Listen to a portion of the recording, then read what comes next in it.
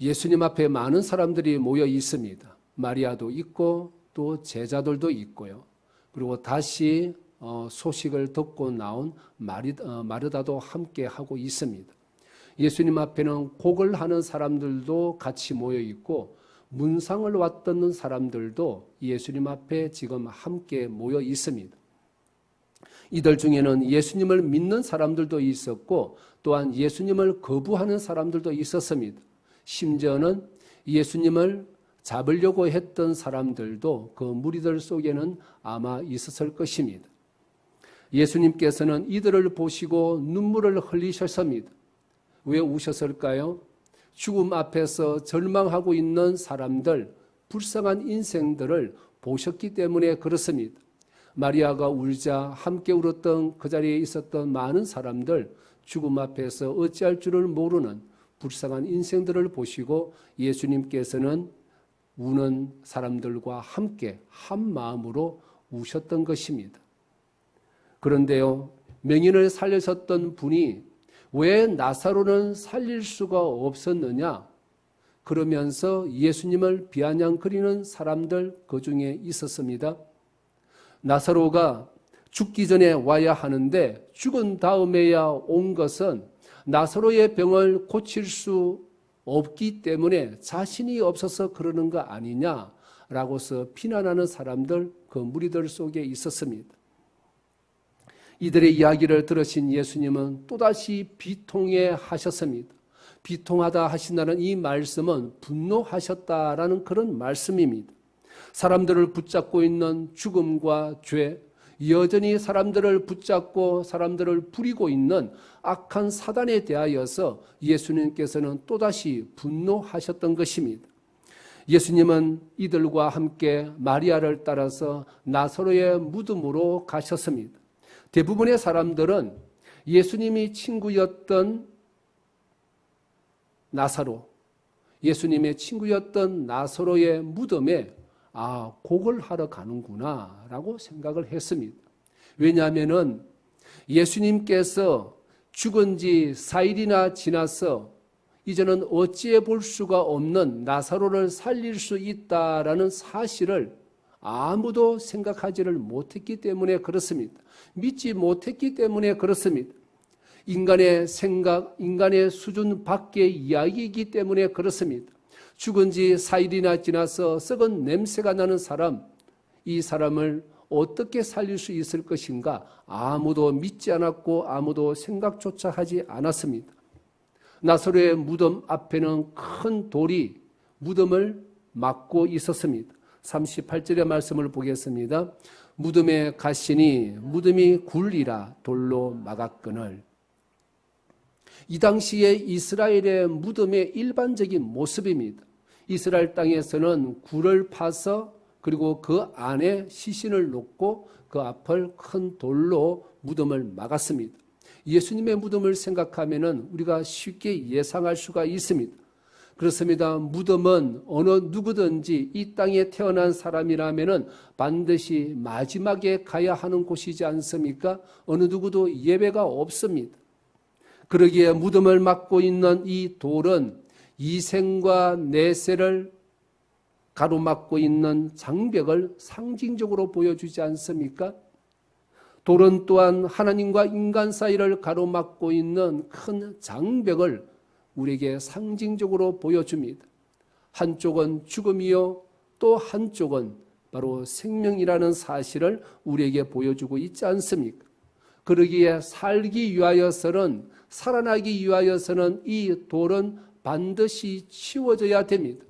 그래야만이, 돌을 가로막고 있는 이 돌을 치워져야만이 죽은 자들이 살아서 나올 수가 있기 때문에 그렇습니다. 돌이 가로막고 있다라면 나오고 싶어도 나올 수가 없습니다. 혼자의 힘으로는 이 돌을 굴릴 수가 없기 때문에 그렇습니다. 그래서 예수님께서는 사람들에게 명령을 하셨습니다. 돌을 옮겨 놓으라 라고 그렇게 명령을 하셨습니다. 예수님께서 돌을 옮겨 놓으라 라고 말씀을 하시자 옆에 있었던 마르다가 갑자기 예수님의 말씀을 자르고 가로막고 나섰습니다. 39절을 보겠습니다. 그 죽은 자의 눈이 마르다가 이르되 주여 죽은 지가 나흘이 되었음에 벌써 냄새가 나나이다. 마르다는 왜 예수님의 말씀을 가로막고 나섰을까요? 예수님께서 무덤에 돌을 옮겨 놓으라 말고 말씀을 하시자 마르다가 예수님 안 됩니다. 왜 돌문을 옮기려고 하십니까? 죽은 지 사일이나 지나서 썩은 냄새가 나는데 라고 이야기를 했습니다. 왜 그랬을까요? 사일이나 지나서 살아날 수가 없다라는 것입니다. 나사로는 분명히 죽었다라는 것이지요. 그러니 아무리 예수님이시라도 나사로를 살리는 것 불가능하다라고 생각을 했다라는 것입니다. 그런데요, 예수님은 마르다에게 믿기만 한다면은 오빠가 살아나는 영광을 볼 것이다라고 이미 예수님께서는 마르다에게 말씀을 해 주셨습니다. 40절의 말씀을 같이 보겠습니다. 예수께서 이르시되 내 말이 내가 믿으면 하나님의 영광을 보리라 하지 아니하였느냐 하시니, 이 말씀은 무덤에 돌을 옮기기 이전에 예수님께서 마르다와 대화를 길게 하셨습니다. 그때에 이미 믿기만 하면은 하나님의 영광을 볼 것이다. 즉 나사로 오빠가 살아나는 그 영광을 보게 될 것이다 라고 분명하게 말씀을 해 주셨습니다. 그럼에도 마르다는 예수님의 말씀을 믿지를 못했습니다. 유대인들의 미시나에 의하면은 죽은 지 3일까지는 그 사람의 죽은 영혼이 무덤 곁에 그대로 있다라고 그렇게 이야기를 하고 있습니다. 하지만 4일이 지나게 되어지면은 그 죽은 영혼이 낙원으로 가기 때문에 돌아올 수가 없다라는 것입니다. 다시 말해서 이미 하나님께로 나사로의 영혼은 가버렸기 때문에 가버린 그 영혼을 어떻게 다시 불러들일 수 있느냐는 것입니다. 죽은 지 3일째가 됐다라면 마르다가 그래도 맞아, 아직까지 오빠의 영혼이 무덤 곁에 있으니까 예수님께서 기도하시고 기적을 베푸시면은 우리 오빠가 살아날 수 있을 것이다 라고 생각을 했을 것입니다. 하지만 4일이 지나버렸기 때문에 나사로의 영혼은 이미 하나님께로 갔습니다. 그 가버린 영혼을 어떻게 다시 불러들일 수가 있느냐는 것입니다. 마르다에게는 아마 이 4일이라는 나흘이라는 숫자가 믿음을 가로막고 있는 돌문이었을 것입니다. 믿을 수가 없다라는 것이지요. 마르다는 날 때부터 소경이었던 이 사람이 예수님의 은혜를 받고서 눈이 뜬 것도 분명하게 보았을 것입니다. 그럼에도 불구하고 마르다를 짓누르고 있는 불신의 돌문은 아주 견고했다라는 것입니다. 고정관념이지요. 벌써 썩어서 냄새가 난다라는 것입니다. 죽은 지 4일이나 지났다라는 것입니다. 죽어도 다시 산다라는 예수님의 말씀을 그래서 믿지를 못했습니다. 그런데요, 무덤을 막고 있는 이 불신의 돌은 치워져야 됩니다. 그래야만이 절망과 죽음뿐인 무덤에 비로소 빛이 들어갈 수 있기 때문에 그렇습니다. 그렇습니다. 나사로가 살기 위하여서는 마르다의 불신의 돌은 치워져야 됩니다.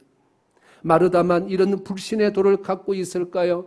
우리 또한 사람마다 다 모양은 다르고 형편은 다르겠지만 치워야 하는 돌문이 우리 모두에게 있지 않습니까? 그 돌들 때문에 우리는 하나님 나라를 제대로 누리지를 못합니다. 그 돌들 때문에 하나님이 주시는 기쁨과 평강을 제대로 누리지 못하는 거 있지 않습니까? 그 돌들 때문에 우리와 늘 함께 하시는 성령 하나님께서 주시는 풍성한 은혜를 우리는 누리지 못하는 것입니다. 이 시간 지금 우리가 가지고 있는 이 돌들을 돌아볼 수 있으면 좋겠습니다.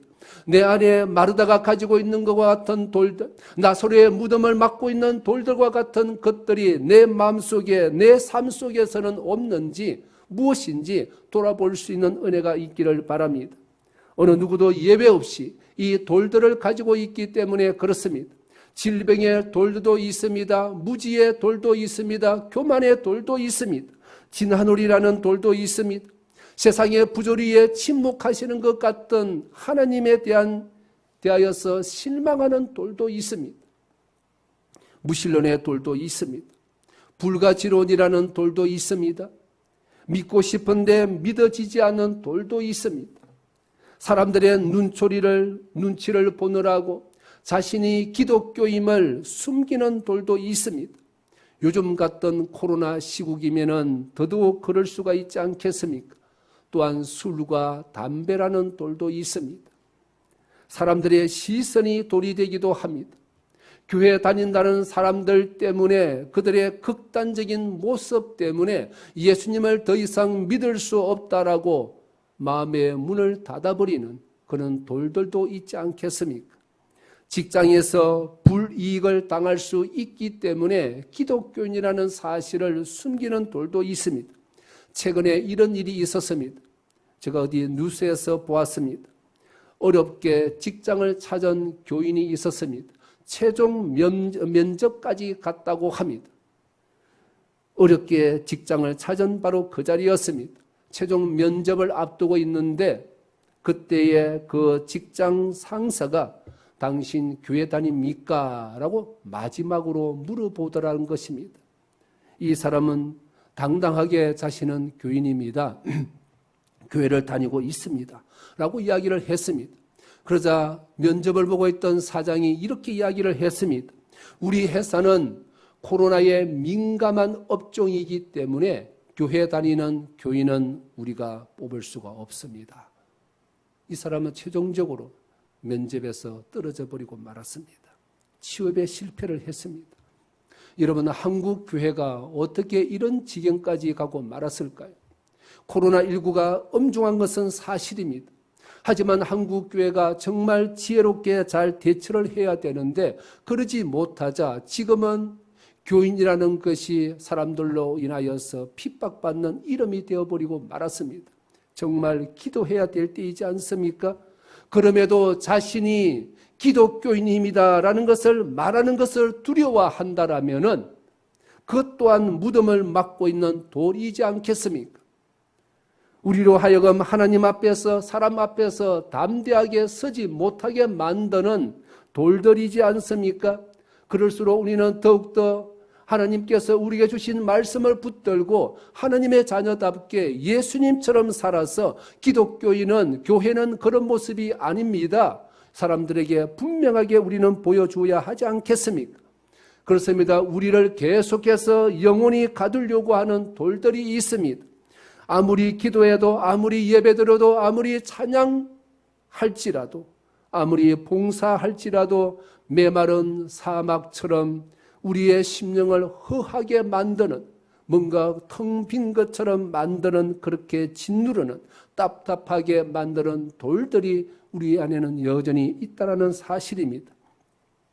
사단은 우리로 하여금 이 무덤의 돌들을 치우지 못하도록 계속해서 속이고 있습니다.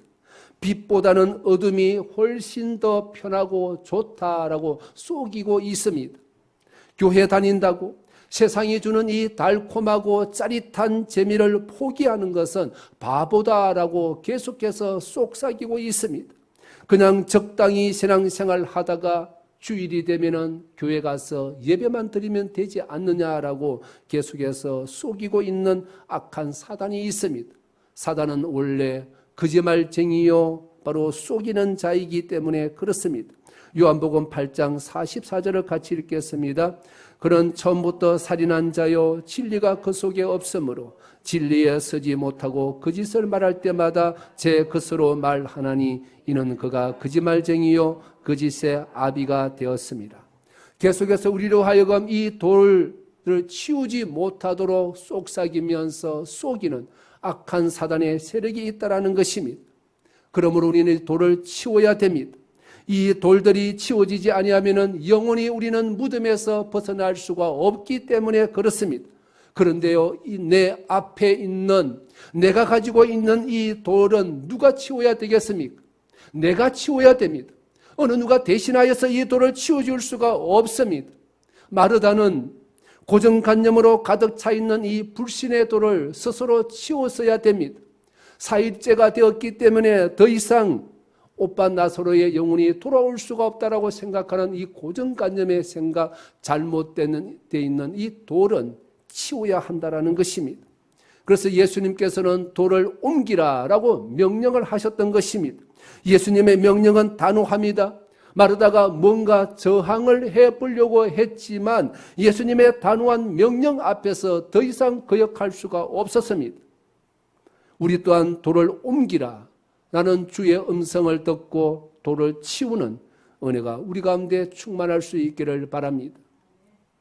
마르다는 드디어 예수님의 말씀을 듣고 돌을 옮겼습니다. 예수님께서 말씀하신 하나님의 영광이라는 단어가 잠자고 있었던 마리아의 영성을 깨웠기 때문에 그렇습니다. 그렇습니다. 돌은 옮겨져야 됩니다. 그래야 하나님의 영광을 볼 수가 있습니다. 이 하나님의 영광은 돌을 옮긴 자만이 누릴 수 있는 은혜요 축복입니다. 우리 가운데 계속해서 돌이 무겁게 짓누르고 있으면은 하나님께서 우리 가운데 은혜를 베풀어 주시고 하나님의 영광을 우리에게 밝히 보여주신다고 할지라도 우리는 그것을 누리는 주인공이 될 수가 없다라는 사실입니다.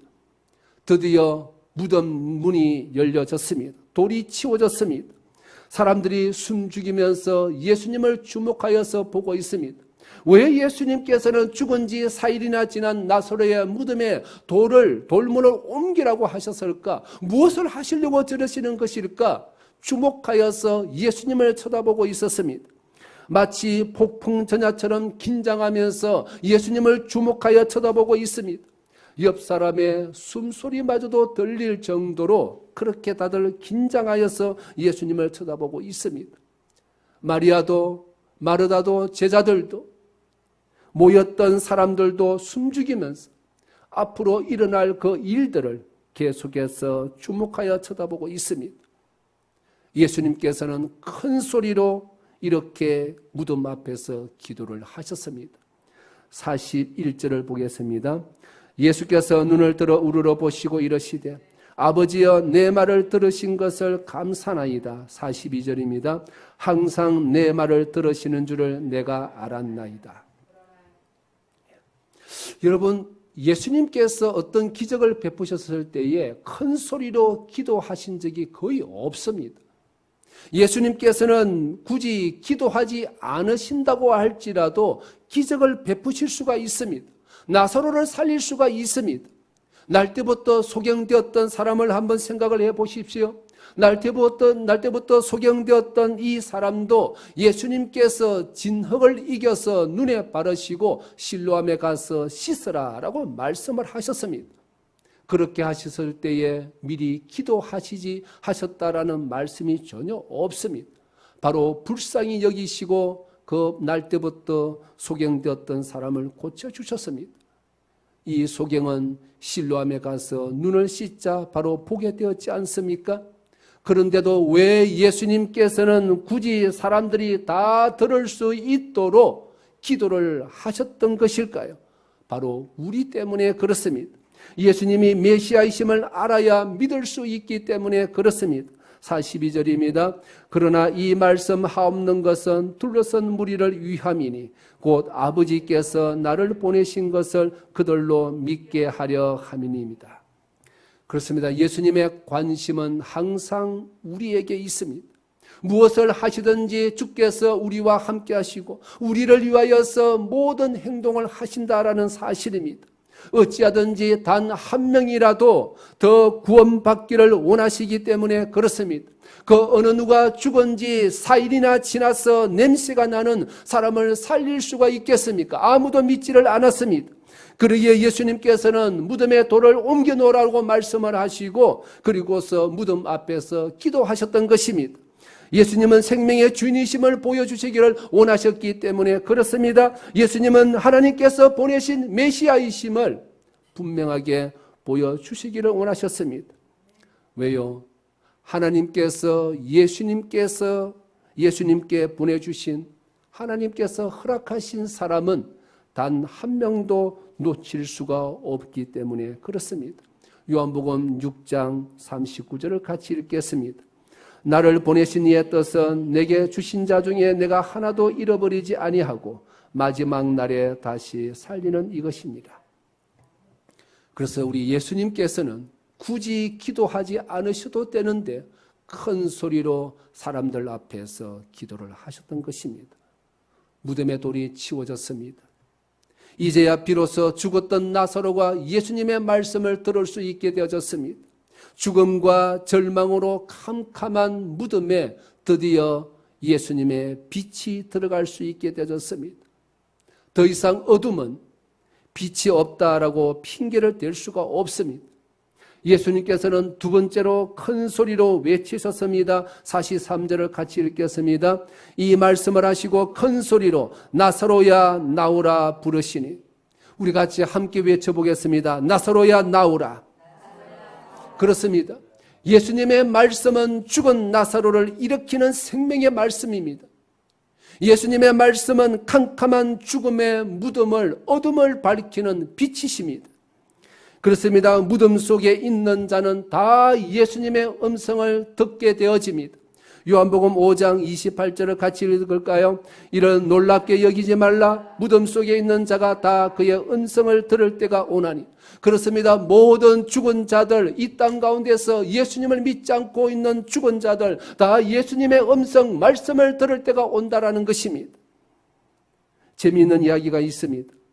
만약 예수님께서 나사로라는 이름을 부르지 아니하고 그냥 무덤 앞에서 나오라 라고 말씀을 하셨더라면 어떤 일이 생겼을까요?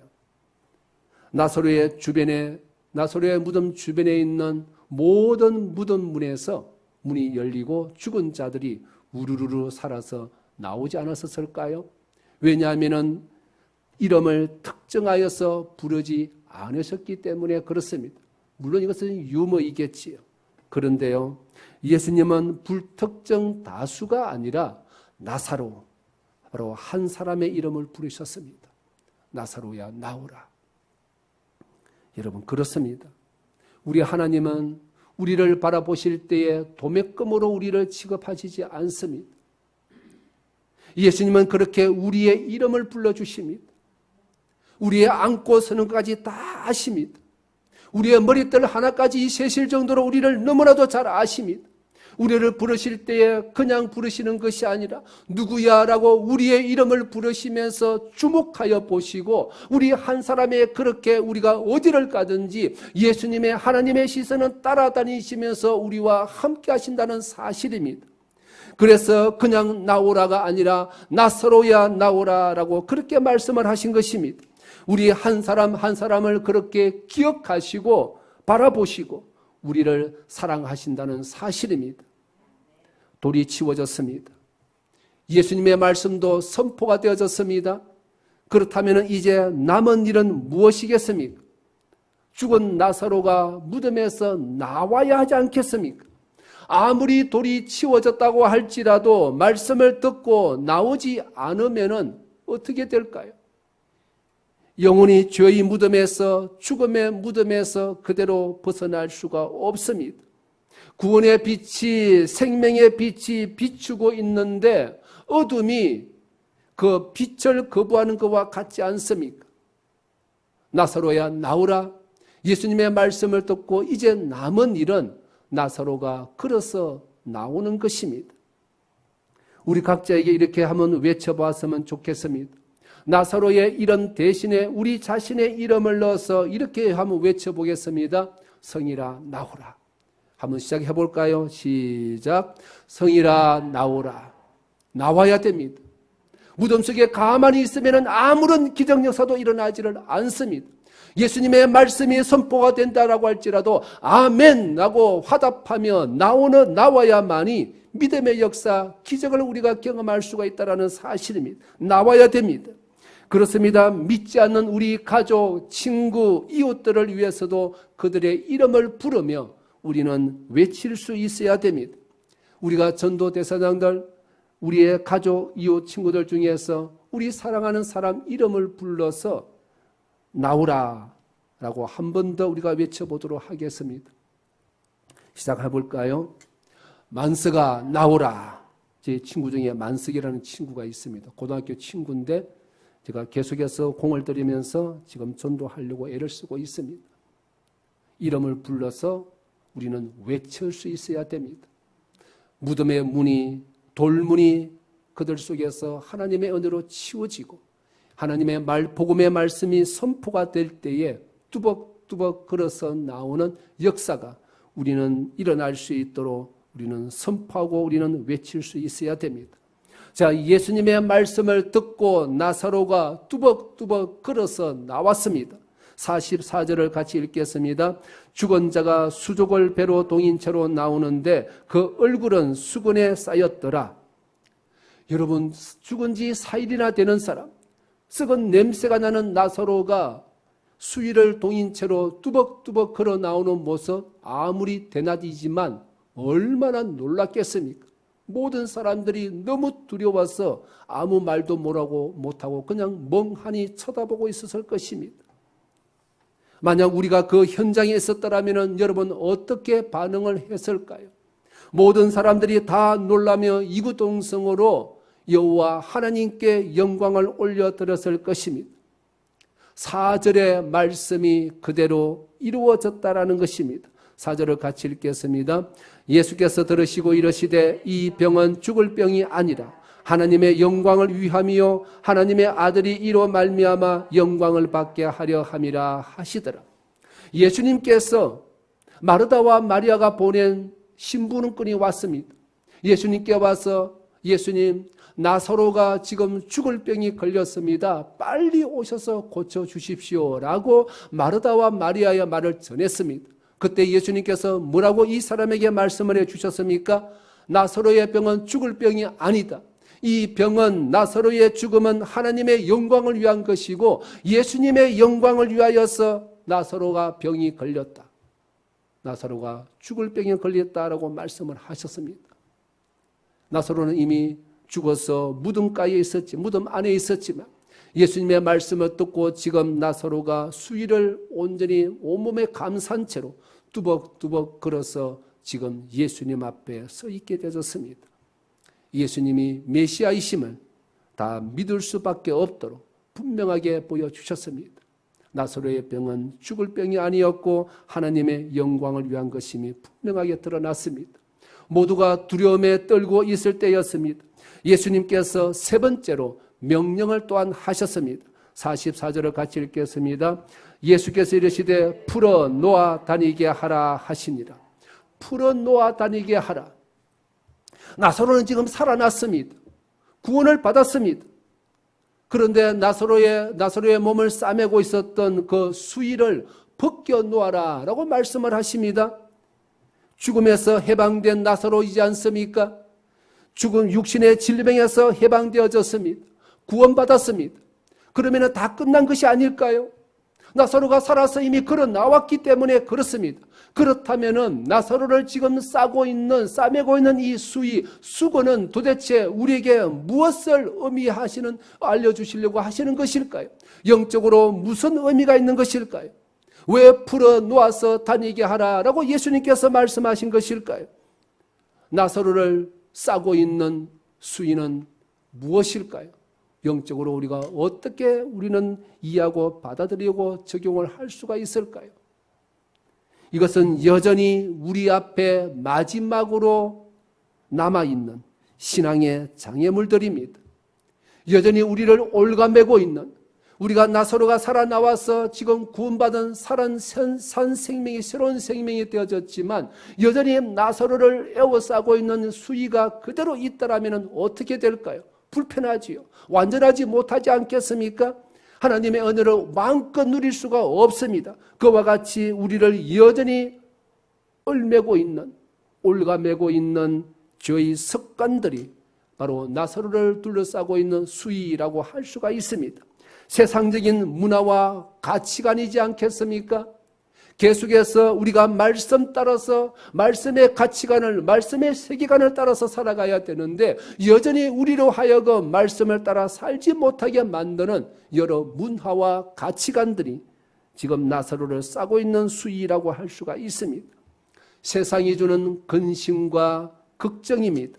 극단적인 정치와 진영 논리에 사로잡혀져서 공감하고 소통하고 다름을 인정하고 그리고 사랑하라라는 예수님의 명령을 거부하는 것이 바로 수건수이지 않겠습니까?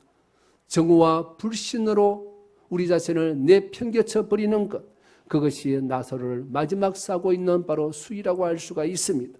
그런데요, 이 모든 것들은 우리로 하여금 성령 충만하지 못하게 만드는 것들이지 않습니까?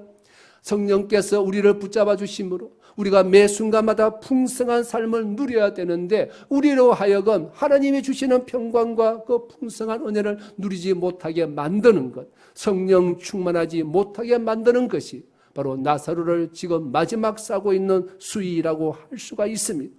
믿는다고 하지만 하나님의 자녀답게 살지 못하게 만드는 것들입니다. 이젠 어떻게 해야 될까요? 십자가를 붙들어야 되지 않겠습니까? 우리는 매 순간 주께로 더욱더 가까이 나가야 됩니다. 말씀을 붙들어야 됩니다. 왜요? 돌을 치워야 하기 때문에 그렇습니다. 무덤에서 나와야 하기 때문에 그렇습니다. 우리 안에 감싸고 있는 이 모든 것들을 풀어놓아야 하기 때문에 그렇습니다. 풀어놓는다라는 것은 하나님의 자녀답게 예수님처럼 우리가 이 땅 가운데서 살아가는 것을 말합니다. 예수님은 이 시대도 우리에게 동일하게 말씀을 하십니다. 돌을 옮겨 놓으라. 그것이 무엇이든지 옮기는 은혜가 우리 가운데 충만할 수 있기를 바랍니다. 나사로야 나오라. 그것이 무엇이든지 순종하여서 나오는 은혜가 충만할 수 있기를 바랍니다. 풀어놓아서 다니게 하라. 주의 은혜로 성령 충만하여서 예수님처럼 살아가는, 하나님의 자녀답게 살아가는 은혜가 우리 가운데 충만할 수 있기를 바랍니다.